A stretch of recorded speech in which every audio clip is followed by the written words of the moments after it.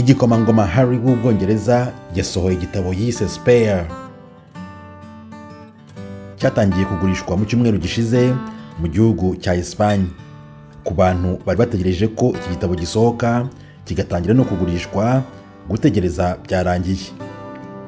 Iki gitabo cyitwa Spare cyatangiye kugurishwa mu buryo busa nk'ubwatunguranye mu cyumweru gishize. Gikubiyemo ubuzima bw'igikomangoma Harry w'Ubwongereza wavuzwe cyane mu minsi ishize.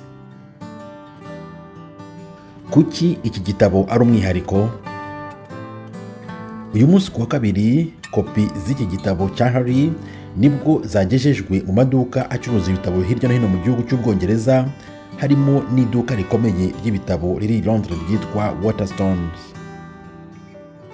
Umugore umwe mu bari bategeranije iki gitabo amatsiko menshi, unagaragara nkaho ari umufana wa Harry, yemeye aranyagirwa ubwo yari yagiye kugura igitabo cye ariko ashyirirwa akojejeho intoki. Uyu mugore w'imyaka 59 avugana n'ibiro ntaramakuru by'Abongereza Reuters yagize ati, ndamukunda nkunda umuryango w'ibwami. Nari ndi hano ubwo Diana nawe yazanaga igitabo cye. Nagiye ku murongo w'abaguraga icyo gitabo, n'ubu niko byagenze kandi ndabyishimiye.